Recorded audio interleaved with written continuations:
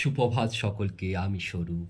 আমারই লেখা একটি কবিতা এখন আমি আবৃত্তি করে শোনাচ্ছি। কবিতাটির নাম হলো পুরুলিয়ার স্বাদ। আর কত দূরে নিয়ে যাবে মোরে হে শাল মহুয়া, বলো কোন গিরি পাহাড় চূড়ায় মেলে নিভৃতে রৌদ্র ছায়া। তুমি আমায় ডাকিছ কি হৃদয় অন্তপুরে, রূপকথার মাটিতে ক্ষীণ আলোর সুরে।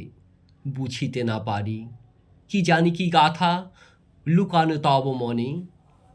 পাহাড়ি পথে অঙ্গুলি তুলিয়া পাহাড়ের রঙে স্মৃতি আঁকিয়া মেঘ মিশে গেছে মালভূমির দূর গগনে।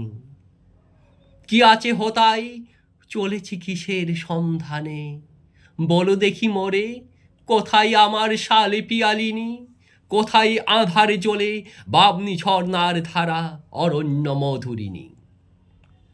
পাথরের বুকে জড়াজড়ি করে মাটির গন্ধ মেশে প্রকৃতির স্বরে। মহুয়ার বনে কেঁপে ওঠে বসন্তের বাউ, পাতারা ঝরে। হোথায় আছে নানান ধাঁচে আদিবাসী গান, জীবনের সুখ দুঃখের টান, আছে কিছু অভিমান। মেঘ ঢাকা চান হাসি খুঁজে নেই নির্জনে। তুমি হাসো শুধু মাটির গন্ধে, কথা না বলে আনমনে। শব্দ নেই শুধু, তবু বয়ে যায় গহন সুর।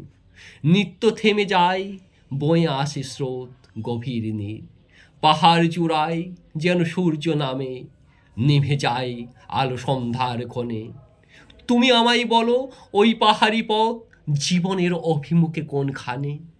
আঁকা বাঁকা পথে রাঙামাটির ছোঁয়া, পুরুলিয়ার মাটি, মনে প্রাণে শুধু তোয়া। Thank you.